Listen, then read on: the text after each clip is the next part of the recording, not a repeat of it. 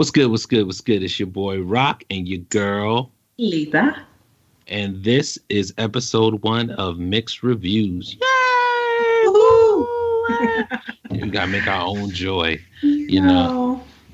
No. First and foremost, can't forget this is an adult podcast. So if you are under the age of 18, I'm sorry, but you're gonna have to get your mental health on elsewhere. It'd be great for you to hear, but not here. True. And we also want to give the spoiler alert that we're going to be talking about The Chi a little bit later on in the show. So Yeah, just be advised. We're telling you that right out the gate. I don't want to hear no complaints. But we're gonna be talking about that thing, and Yes. you have been warned. So this is episode 1 of Mixed Reviews. How's it feel, Cuzzo? It feels good. It feels good. It feels like, the journey continues. Indeed, We'll make it happen. Indeed, it's been a labor of love getting to this point, right? Yes. It has been, tough days, tough week. And it's hard. Yeah. It's hard to balance all of life and these things, but it's important, so we're gonna do it. Indeed. Some of you, I know we're here talking like, we've been BFFs forever, and y'all like, man, what is this even about? Well, this show is called Mixed Reviews, and it's not your average kind of like review or recap show. What it is more so, like if you have been to the family reunion and you catch up with your family and your friend, your friends ain't invited. Just your family, and you find out that there's something that y'all both came across, a piece of media, whether it was music or a TV show or a movie.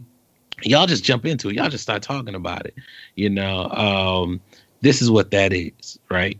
And we have some different ways to kind of engage it. But we're going to be jumping around. We're going to be, telling our personal stories. Like, this is just really our reflection on different medias through a few lenses. And Lita, can you tell me a little bit about the different lenses we'll be talking about? I can. But I do want to throw one thing in. See, now, you mentioned family. I do want to throw in that there are some friends that you can invite to the family barbecue. It's the family you choose. And I want to throw that out because I love the fact that we are talking about having those conversations. The conversations we have with cousins. Yes, we're cousins. But the conversations that we have that we don't really have to explain a lot, that we can get to the root of things. And we can talk about the real stuff, the stuff that the rest of the family don't really want to talk about, the stuff you can't really talk about with some of the family. So just throwing that little piece out. But to go back to real quick, that's a really good point. Like when you amongst the fam, whether it's blood fam or not, there is something to be said about just not having to explain certain things. So let's just say you're listening to this conversation and you're like, damn, like there's just certain things I don't get. Hit us up. There are ways to leave feedback. You can leave it on blackastronauts at gmail.com. And we will get that feedback. And, if you're like, man, I'm lost, but, what they talking about is so good to my spirit. We'll circle back. But this is our time. And we're going to talk about what we want to talk about. Real talk. And so speaking of which, we're going to talk about how we see a number of things through certain lenses, how we see the world. And so the lenses, you asked me a second ago about what the lenses are. The 3 lenses that we're going to hit on are intersectionality, multiculturalism, and mental health. So can you say a little bit about intersectionality? You the one that really hit me to what that really means. And it's really interesting. And I think in episode 0, we talked about that a lot and kind of like my interpretation of it. And then after that, I listened to another podcast and heard about Kimberly Crenshaw, who apparently coined the term, and felt really validated to hear how she defined it. And I feel like I'm going to integrate like how she defined it and how I defined it. And so it's just the idea that we have all these identities. We have all of these pieces of us that make us who we are. So, for me, Lita, I consider myself to be Black. I consider myself to be Latinx. I am queer. I am a mother. I am all these things. And I go through life with the understanding that I'm those things aren't isolated. Mm-hmm. So when I go into the world, I'm not just Black. Right. I'm not just a woman. I'm not just queer. Those all those identities intersect, and I find myself in situations and places that I have to manage all of those identities at the same time. Right. Right. And multiculturalism in some ways, like after learning more about the intersectionality, I feel can be a subsect because you know I'm coming from the perspective, and some of these are still shared between us as, like you said, Black, and then Latinx, but also I grew up in Baltimore. If you listen to the main show, got that Baltimore trauma. um Yeah, real that talk. we'll talk a lot about. We'll talk more about that in a minute. But my pops is from West Africa, and my mother's from Panama. So, and then growing up in Baltimore, just being Black, I didn't even realize what the intersection of even that cultural mix really Mm-hmm. meant until I was like 18. You know. Um, what But you were about you? living it. You were living it. And Right. I think that's the thing. We're living it all along. And so, like you said, in terms of multiculturalism, it's like all those cultures that come together. So I was a little Black girl growing up in Brooklyn with Panamanian parents, and I, first generation born here. And when I went out into the world, all they saw was this Black girl, this Mm, African. They saw me yeah. as African American, and that's it. And everything that came with that, from inadequate schools to stereotypes to all of those things, good and bad. But the reality is that when we went home, there was a bit of that Panamanian vibe. I mean, that piece was still there, that culture was still there, and so we had to learn how to manage all of our different worlds. We learned how to manage those very early on, Right. even if we Right. didn't realize it. We didn't know what it was called, but it was happening. Well, all I know is that, growing up, my mother told me if I was going to eat my cereal in the morning with cold milk, it was going to kill me. Listen, we could have a whole podcast on the things that our parents told us that were lies.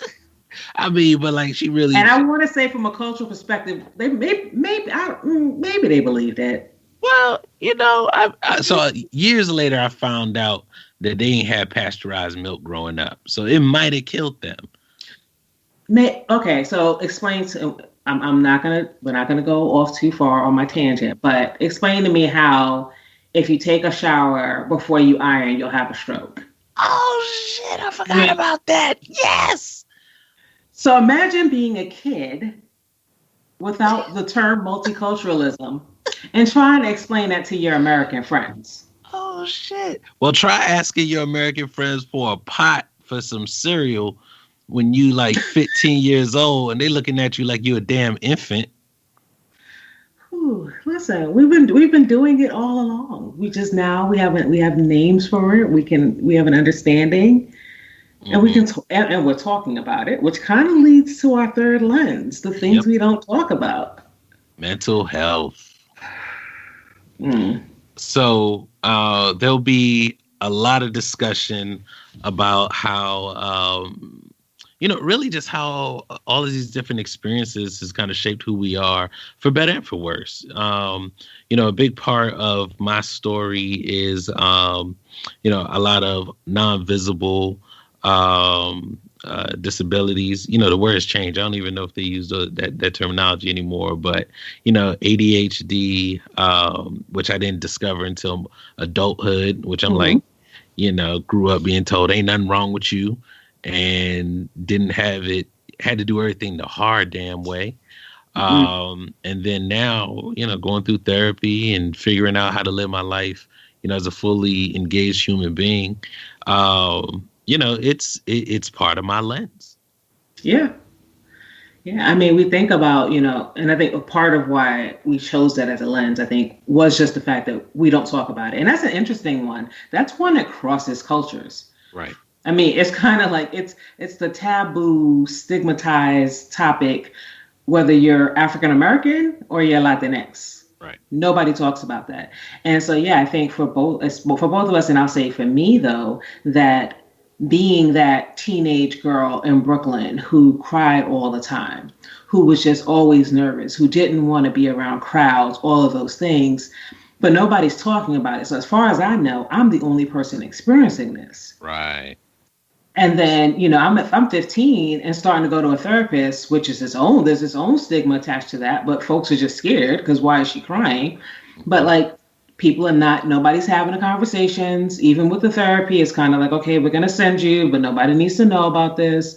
Um, but again, just not having those conversations and, hitting being an adult and starting to talk to the cousins. Mm. And we start having these conversations, and it's like, wait, what? Like you went through that too? Recognizing that, my mom refusing to leave the house for like the last few years of her life, depression. Mhm. Mhm. And so, yeah, you realize again, like how much that impacts our lives and just the damage of not talking about it. Right. So, I mean, that was like quick, but yeah, we go deep.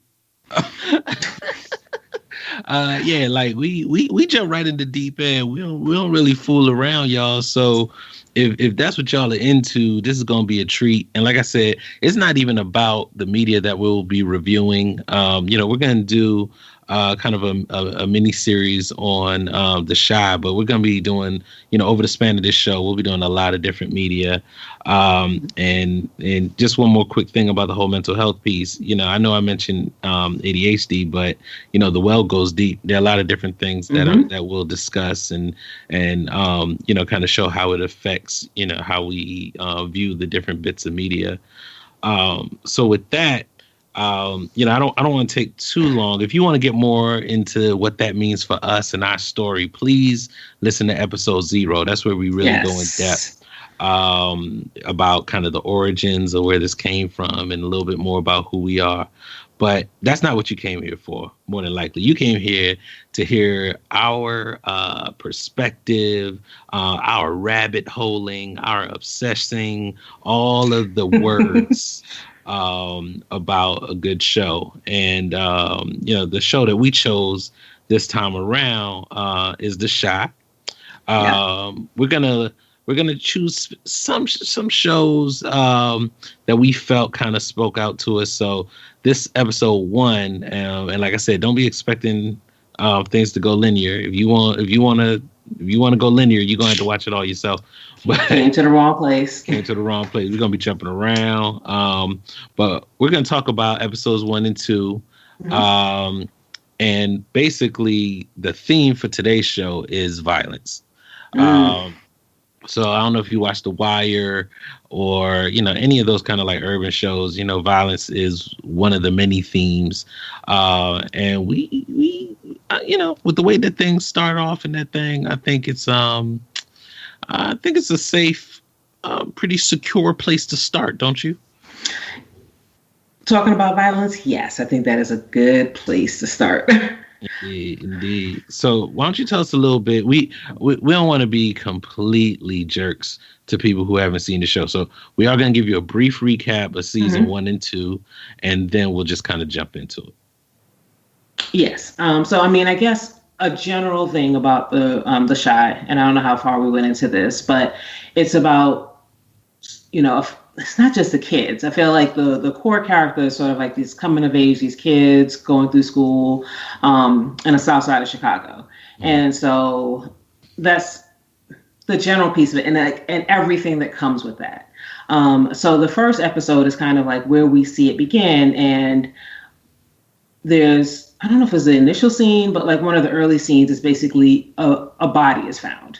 And so throughout the rest of the episode, you're kind of figuring out at least, I guess, pieces of the story.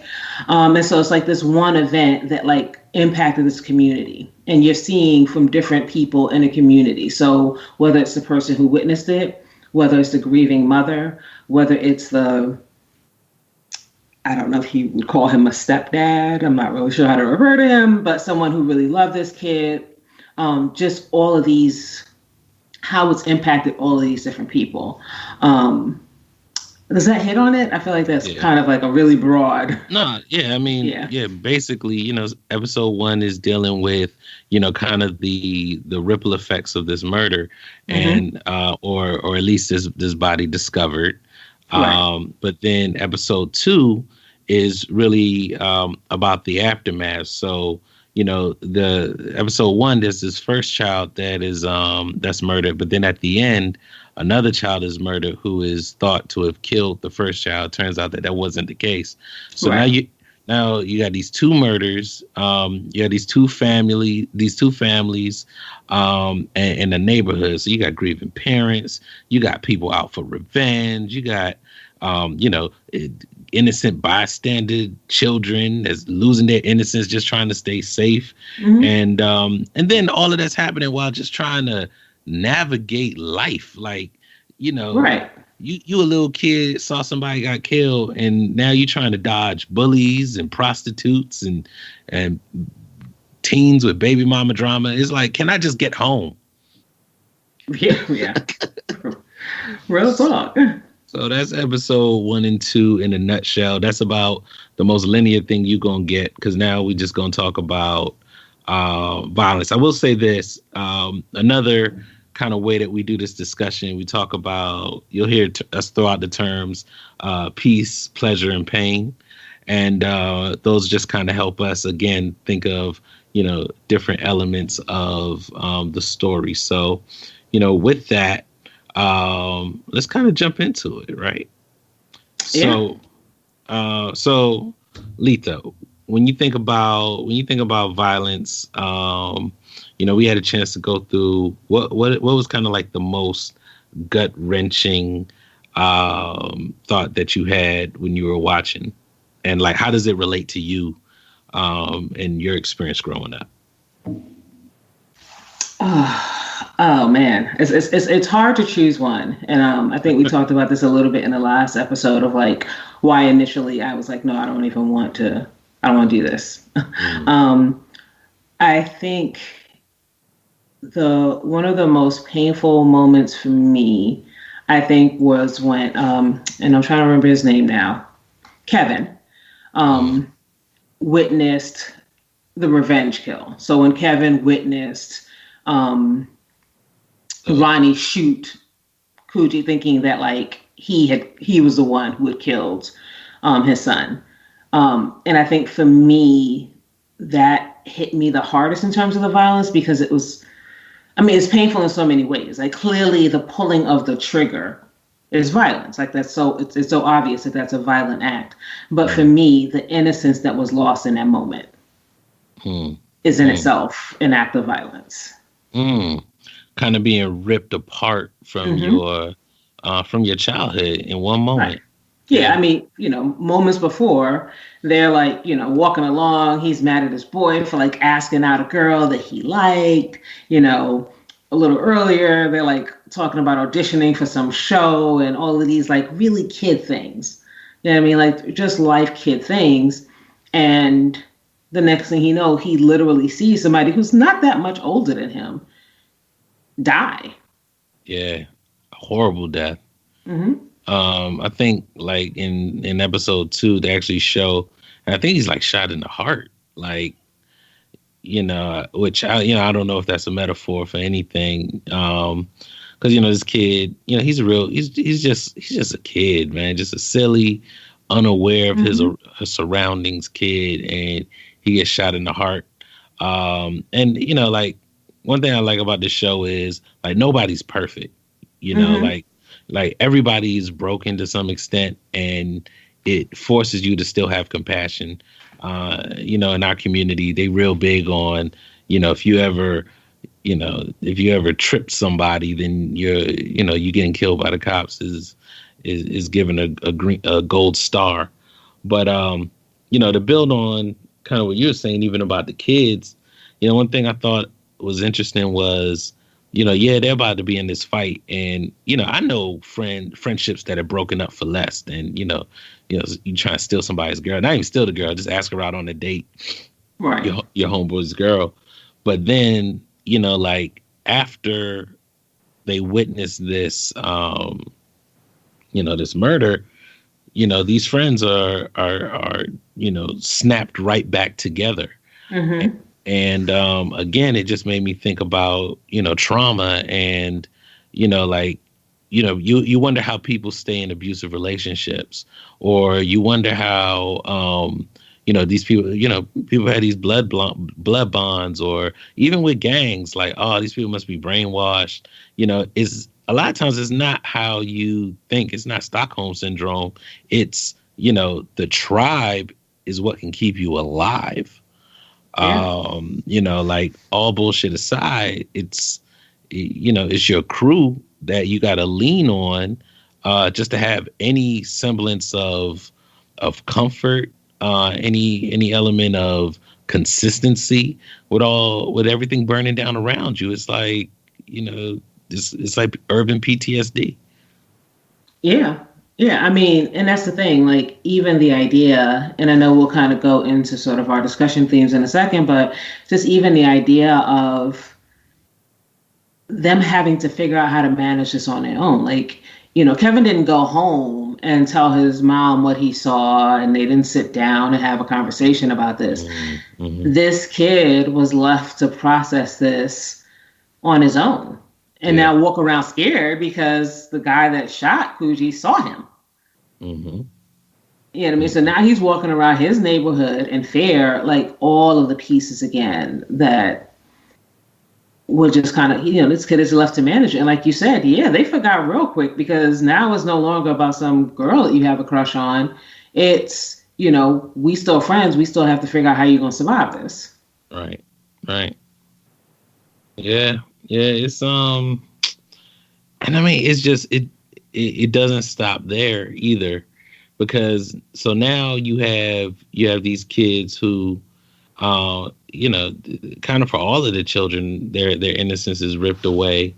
But then you had this concept of just kind of street justice, right? Mm-hmm. Because now that you've experienced this violence, so even though you may not have been the one to do the violent act, and a violent act has occurred to you, you might as well have got hit, because that fear is still there. And now Mm-hmm. you're like, I need to protect myself, right? So now that the innocence is lost, people want justice. You know, there's no hope that they're going to get that from the police. So now, now several people are like, all right, I gotta do something, Mm-hmm. and I mean, I don't know much about the psychology around revenge, but I'm people think it's cathartic, but I'm pretty sure that it probably does just as much harm as the initial violent act itself. The other thing too, though, is that I think some of it is, it's a whole conversation to have, because I think, is it just revenge or is it survival?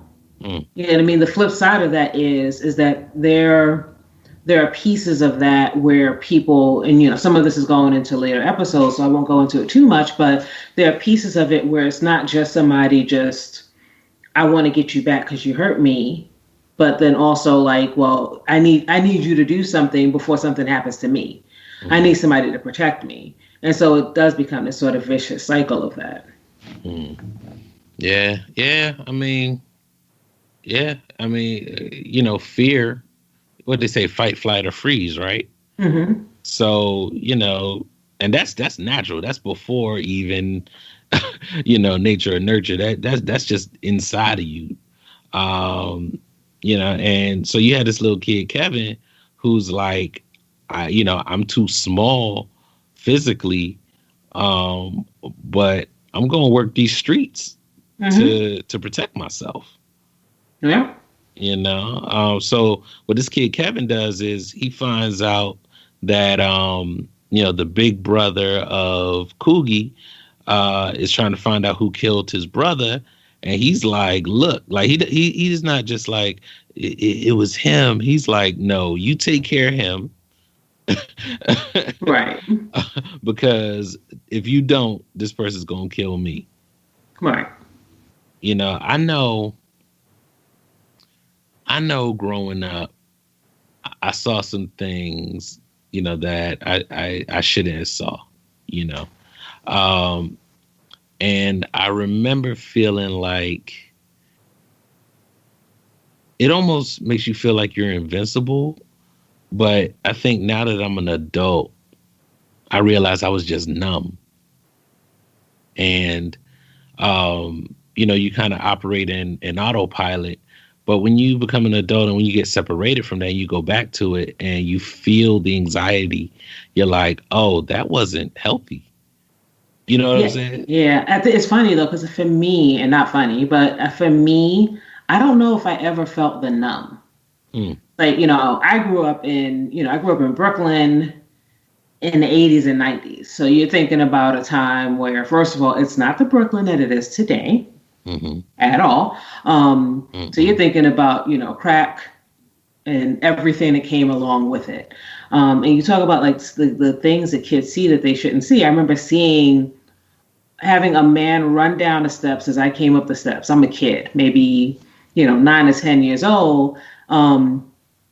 Slip down the steps. I get to the top of the steps. I go to knock on my door to go back into my apartment. I hear my neighbor screaming. She ends up dropping her jacket, blood all over her back. mm. The guy who ran past me and fell had just robbed her, stabbed her.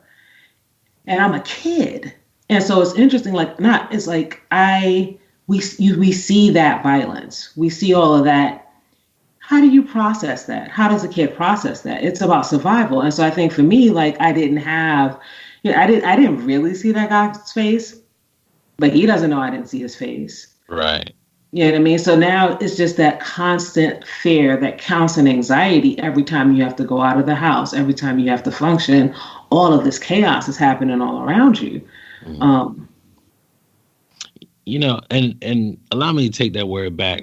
Maybe it's less about being numb and more so about it just being normalized. Like, okay, that can happen. right. And if nothing else, it can't stop me. I got to keep going. Right. Like, what's the alternative? Right. Right. I remember, I mean, stories for days. This one, you know, it's a violation. And it's funny because it probably is an act of violence, but so, someone, I remember I was like in kindergarten and someone broke in our house. Somebody went in our house because I remember the the story. the back door is open because I was riding my bike in the backyard, which is funny. Again, when you grow up in the city, like you know how to make the most out of 10 feet. hmm So I'm probably riding my bike in circles for hours, having the time of my life. These kids today spoiled. Um, Listen. so eventually, I go back in the house and I go in and my mom comes home from work and she locks the door behind her. And, I'm sitting down watching TV in the living room, watching Nickelodeon. And it's funny how clear things are etched in your mind when some traumatic shit happened. So I'm watching TV and then I hear a sound. I look to the left and I see this dude in a black jumpsuit holding my dad's radio. I look at him. He looks at me. Something in my spirit said, you need to look back at Rocco. So I turn back to the Mm. TV and he exits the house and keeps it moving. So I walk over to the door to see what's going on. Now, keep in mind, I'm 4, maybe 5. And, my mom's, back then, they ain't no damn reason why a child is touching the door. What are you doing? She's Right. like, why are you touching the door? I'm like, I didn't touch the door. The man touched the door. And she like, the man. And almost as soon as she said that, I hear my pop scream out, rock. And I'm like, and my mom said at that moment she knew exactly what happened. So like while we were in the house, we were getting robbed. While we were in the house. Wow. While we were in the house. So it's bad enough that we got robbed, but I remember soon after we put bars on every window. I mean, like black bars. It wasn't the cute, Invisalign bars. It was like, all right, our new hmm normal is behind these black fucking bars, and these Right. security doors.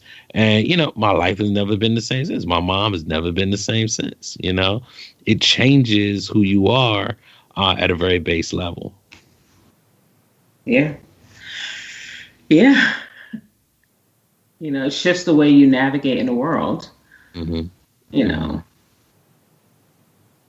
Yeah. Yeah. So all right, we had a chance to talk a little bit in general. So kind of as we do our rundown, there's this thing that we do called peace, pain, and pleasure, where we talk about the piece of media from these three perspectives. So let's say a little bit about peace. Peace is like, was there something about it that that just kind of made you smile? Was there something about it that you could really appreciate Mm-hmm. about it? And then we'll talk about the other ones afterwards. Okay. So do you want to go through piece and then we'll describe each one as we go along? Yeah, well, this is the Okay. first time, so. Sounds good. Sounds good. So what brought you peace, Rock? What brought me peace? What brought me peace about the show is, and this we can get a little technical, is I thought it was done well. I thought it was. I thought the acting was pretty solid. There was a few people like what's her name, Brandon's girlfriend. I thought she was a little You weird. stop hating on her. Man, she was weird, man. I was like, all this is new to you. She went to You leave Jericho alone. Cambridge. I don't know, but I could really appreciate. I could appreciate the story. I thought the story and the way that it's coming together is done really well. The writers are really on point. Like I said earlier about the brokenness, there was just a lot to appreciate about. So far how it's done and the complexity of the characters. Even the side characters are complex. You actually want to know more. Even if somebody's on the Mm-hmm. screen for like 10 seconds, like there's this I think this Haitian dude, and it's like, what is up with him? He Mm-hmm. crazy, but you just want more. So yeah, it was a lot to love about kind of how it's put together. I think it's a quality show. Yeah. I think for me, it's interesting. Like you talked a little while ago about the theme for tonight. Mm-hmm. So just all the violence that was happening. And I think for me, the thing that brought me peace were the moments when, in spite of that, they were still living their lives. So, like, I love the moments when they're in school and, Papa's teasing Kevin because he likes a girl and he's signing up for this play that he does not want to be in, but he's signing up for it anyway. Like, in those moments, realizing it. After he witnesses the violence as we go on through the series, like, they continue with this play. And I think that's the piece that brings me peace. Is like, how do we survive it all? We survive it because we continue. We continue with the good. We continue with the regular pieces of our lives. Mm-hmm. And I think that's what brought me peace. Nice. So I know it might be a fine line, but Mm-hmm. what do you see is the difference between what brought you peace versus kind of what brought you pleasure? So, like, was there anything that actually got you like excited, energized about it? What brought me pleasure? I mean, yeah, I think you're right. There is a fine line. I think I'm trying to think if there was like a very specific moment. Interestingly enough, this one of the things that made me smile was like one of the things that we described as a darker moment. So Mm, like they're walking down the alley, they're arguing, Kevin witnesses this horrible thing. And like you said earlier, like they instantly brought back together. And in a strange way, it did make me smile. It made me feel, and I don't know if pleasure is the right word, but it did make me feel good in knowing that he wasn't alone. mm, So yeah, I'm not smiling about what happened. What happened was tragic. This tragic act of violence took away a life. But like at the end of the day, this kid is not going to have to figure this out alone. yeah, yeah. No, that's real. You know, for me, the character Coogie, and again, it kind of goes to the technical side around how well it was done. Hmm. Coogie, before he was killed in episode one, the end of episode one, he was a real charming kid. He really was. You had this kid. He has this big hair. And like later on, even as somebody described him, when the dude was trying to find out who he thought killed his son, Mm-hmm. he's like, man, it's this kid, he, he act like he white or something like that. Like this kid was just free, Mm-hmm. you could tell he was into fashion, you know, he was just free. And I remember growing up in the hood and the kids who were free, the Mm-hmm. kids who didn't care, per se about, necessarily the name brands, the kids who used to draw on their boots, the kids who try to make their own clothes. And yeah, they got joned on, but at the same time, people loved them because they was just fresh, and it was just new, and they were just free. That for me, there was just this sense of freedom. So, even it was tragic in this story, the hood is full of kids like that. Right. And I know there have been times when I had a chance to work with kids, and whenever I would kind of come across those kids, oh man, it would make me feel so good. And I would just try to feed into that, because it's like, yo, don't let them take this shit from you. Right. And it's interesting you say that. So yes, like I still like my pleasure moment, but I think I remember even as his brothers, get doing his eulogy, and his brother describes him as like this kid that was a virgin, and how like that's something that he kind of like makes some kind of like comment about the fact that why is that even something that you tease somebody about, but it kind of again reminded you that like Cookie was comfortable in his skin, and that takes Very. a lot for a kid to be in this, riding this bike around the south side of Chicago, feeding jerky to random dogs. Right. Right. Right. Yeah. Yeah. So we got to end it on not end it the whole thing, but this part, the last part. So we talked about the peace, we talked about the pleasure, and now the pain. Pain, what That's your hurt? pain voice. Oh, the pain. All right. So what made you feel that pain? Let's see. What broke my heart? What broke my heart is the cat who killed Coogie. I can't even remember his name. You remember his name? Yes, Ronnie. Ronnie. All right. So, well, basically, we didn't give a description. So, pain is like, conflict or triggers. And we don't say that word lightly. Again, we talk about Mm-hmm. like mental health, like we really mean it. And, also in our own lives, kind of how have we resonated with the conflict. So, for me, Ronnie, I really felt, even though, he did a horrible thing, you could tell Ronnie is just broken Mm-hmm. in a lot of ways. You could tell that he's a caring person. You could tell that he doesn't have much to really say that he can be proud of.